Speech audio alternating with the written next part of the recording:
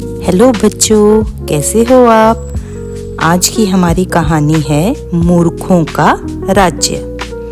रहमत चाचा, आप बहुत ज्ञानी होंगे। आपने खेती बाड़ी, मछली पकड़ने, कहानियों और ना जाने कितनी चीजों के बारे में जानते हैं। मीनू ने उस रात कहा जब वे सब बाहर बैठकर चारों ओर दमकते जुगनुओं को देख रहे थे। पर रहमत चाचा ऐसा नहीं मानते थे। नहीं, ऐसी बात नहीं है। अब भी बहुत सी चीजें हैं जिनके बारे में मैं नहीं जानता। असल में सीखने का कोई अंत नहीं होता। ज्ञान ही एकमात्र ऐसी चीज है जिसको लेकर लालची होना अच्छी बात है। वह एक सुंदर स्वच्छ रात थी। काले अप्रदूषित आकाश में चांद और तारे चमक रहे थे। पारम भी बहुत खुश थी। उसके अपने नाती पोते बहुत दूर रहते थे और 2 या 3 सालों में एक बार उससे मिलने आते थे। बहुत दिनों बाद घर में हंसी मजाक और बच्चों की आवाजें सुनाई दे रही थी। वह इतनी कमजोर थी कि ज्यादा कुछ नहीं कर सकती थी। बस बच्चों के साथ बैठकर उनसे बतिया रही थी। जल्दी ही बच्चों ने उबासियां लेनी और आंखें मलना शुरू कर दिया। परंतु जब तक रहमत चाचा उन्हें एक और कहानी न सुना दे, कोई भी सोने नहीं जा रहा था। एक समय एक बहुत चतुर राजा रहा करता था। वह हर उस व्यक्ति को हिराकत से देखता जो उसकी नजर में मंदबुद्धि होता था।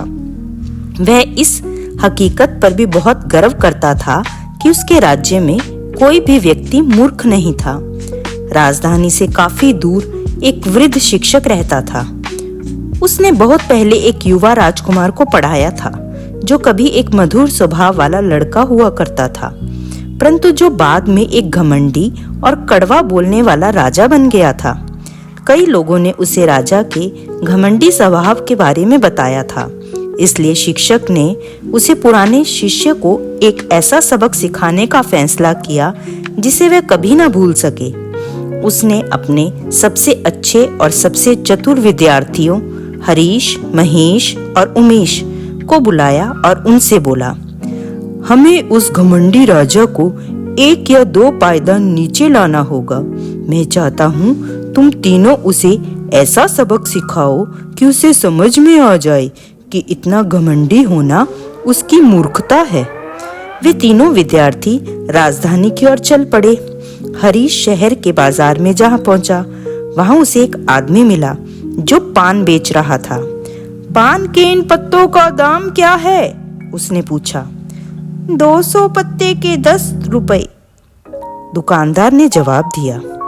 ये रहे 10 रुपए, मुझे केवल 25 पत्ते दे दो।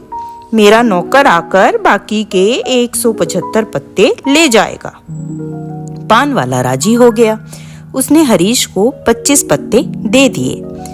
अब हरीश टहलते टहलते एक दुकान में घुस गया जहां सुंदर सुंदर शॉल बेचे जा रहे थे। यह शॉल कितने का है? उसने दुकानदार में रखी सर्वोत्तम शॉल की ओर इशारा करते हुए पूछा। 200 रुपए, दुकानदार ने जवाब दिया। ये रहे 25 रुपए, बाकी के 175 रुपए आप उस पान की दुकान से ले सकते हैं। दुकानदार को एक पर्ची पकड़ाते हुए हरीश ने कहा। उस पर्ची में लिखा था, कृपया यह पर्ची लाने वाले व्यक्ति को बाकी के 175 दे दीजिए। पर्ची की सच्चाई का पता लगाने के लिए शॉल की दुकान के मालिक ने अपने नौकर को पर्ची के साथ पान की दुकान पर भेज दिया।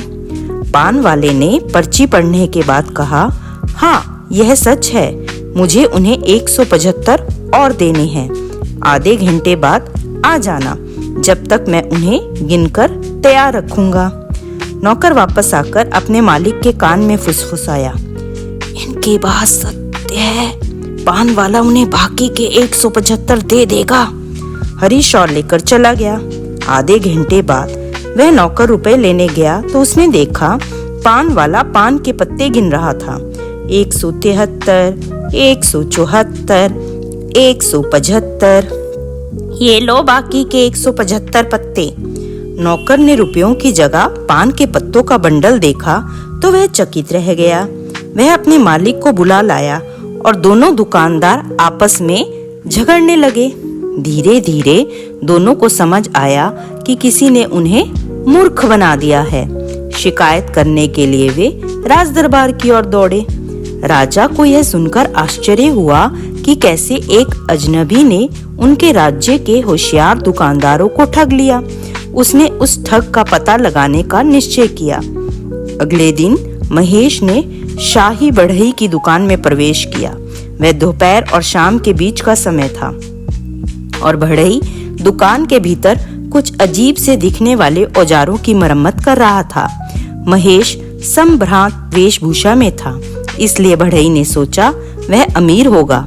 उसने बड़े उत्साह से लकड़ी से बनी अपनी विभिन्न कृतियों को दिखाना शुरू कर दिया। उसने लकड़ी से बना एक बड़ा सा ताला उठाया और बोला, इसे देख रहे हैं? क्या आप विश्वास कर सकते हैं कि इससे आप एक आदमी पर भी ताला लगा सकते हैं? बस किसी तरह उस आदमी की गर्दन को खंबे और ताले के बीच ले जाएं और चाबी घुमा दीजिए, वह आदमी कैद हो जाएगा। महेश ने शंका प्रकट करने का नाटक किया। आप भी क्या बात करते हैं? इतना साधारण सा लकड़ी का ताला कैसे यह काम कर सकता है? मैं आपकी बात पर भरोसा नहीं करता। बढ़ई बहुत उत्तेजित हो गया। मगर यह सच है श्रीमान, आखिर मैं राजा साहब का बढ़ई हूँ। मैं राज्य के लिए कई तरह के जटिल उपकरण बनाता हूँ। इधर आइए, मैं आपको दिखाता हूँ। यह कहते हुए उसने खंबे के पास जाकर ताले के ऊपरी छल्ले को खंबे और अपनी गर्दन में पिरो लिया और उसे बंद करके ताले में चाबी डालकर उसे घुमा दिया। अब देखो, मैं अपनी गर्दन तक नहीं घुमा सकता। अब तो आपको विश्वास हुआ। अब मुझे आजाद करने के लिए बस चाबी उल्टी दिशा में घुमा दीजिए। परंतु महेश ने ऐसा कुछ नहीं किया। वह वहीं खड़ा खड़ा हंसता रहा। उसने चुपचाप बढ़ई के हाथ से चाबी ली और दुकान से बाहर चला गया। बढ़ई जाते हुए महेश पर चिल्लाने के सिवा कुछ न कर सका। अरे दुष्ट, वापस आजा, मुझे मुक्त कर दे। परंतु उसकी चीख पुकार व्यर्थ थी। महेश ने उसे मूर्ख बना दिया था। शाम को राजा को इस दूसरे अजनबी के बारे में पता चला, जिसने उसके चतुर बढ़ई को मूर्ख बना दिया था। अब उसे चिंता होने लगी, कौन थे ये लोग जो उसके राज्य के होशियार लोगों को मूर्ख साबित कर रहे थे। उसने उन्हें पकड़ने के प्रयास में वेश बदलकर नगर में घूमने का फैसला किया। घूमते घूमते जब वह नगर के द्वार पर पहुंचा तो उसने आमों के एक ढेर के साथ एक आदमी को खड़े देखा जो ग्राहकों का इंतजार कर रहा था। फल विक्रेता ने सबसे सुनसान जगह चुनी थी, इसलिए राजा को उस पर शक हुआ। तुम अपने फल यहाँ क्यों बेच रहे हो? उसने पूछा। फल विक्रेता कोई और नहीं, उमेश था। उसने डरे हुए व्यक्ति के अंदाज में इधर उधर देखने का नाटक किया और फुसफुसाकर जवाब दिया, महोदय, मैंने सुना है कुछ चालाक ठग हमारे राज्य में घूम रहे हैं जो हमें और हमारे चतुर राजा को ठगना चाहते हैं। मैंने यह भी सुना है एक ठग इसी रास्ते से गुजरेगा, इसलिए इस उम्मीद में कि उसे पकड़कर राजा के हवाले कर सकूं, मैं यहाँ इंतजार कर रहा हूँ। राजा को आश्चर्य हुआ। वह व्यक्ति चालाक ठगों के गिरोह के बारे में सब कुछ जानता है। क्या तुमने उसे पहले कभी देखा है? हाँ जनाब, मैं उस गिरोह को जानता हूँ। आज जो शख्स आने वाला है वह उनका मुखिया है। वह देखने में कैसा लगता है? वह लंबा, तगड़ा और बहुत निर्दयी है। क्या कोई ऐसा उपाय है कि मैं उसे देख सकूं? राजा ने उत्साहित होकर पूछा। जनाब, सबसे अच्छा तरीका है आप कहीं छिप जाएं। जैसे ही वह आता दिखाई देगा मैं सीटी बजाऊंगा और तब आप उसे देख सकेंगे। अब उस जगह पर ना तो कोई पेड़ था ना कोई टीला जिसके पीछे राजा छिप सके। तब उस फल विक्रेता ने राजा को एक बोरी दिखाई। जनाब, आप इसमें छुप जाइए, उसने सुझाव दिया। मैं आपको अपने साथ ही रखूंगा। कोई यही समझेगा कि यह आमों की भरी हुई बोरी है। राजा सहमत हो गया और बोरी में घुस गया। फुर्ती दिखाते हुए उमेश ने उस बोरी के मुंह बांध दिया और हंसते हुए चला गया। जल्द ही राजा समझ गया कि उसे मूर्ख बना दिया गया है, परंतु वह बोरी में बंद था और कुछ नहीं कर सकता था। कई घंटों बाद जब उसके सैनिक उसे ढूंढते हुए आए तो बोरी में कशमकश करके और कुछ ध्वनि निकालकर वह उनका ध्यान आकर्षित करने में सफल रहा। जब उन्होंने उसे बोरी से आजाद किया तो वह बेहद शर्म महसूस कर रहा था।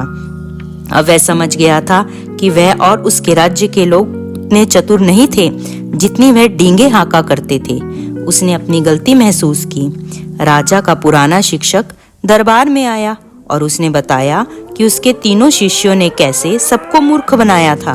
हरीश, महेश और उमेश, इन तीनों ने अपने कृत्यों के लिए माफी मांगी और राजा ने अपना राज्य बुद्धिमानी और विनम्रता से चलाने का वादा किया।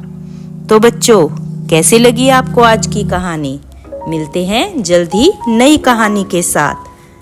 Tata, bye bye.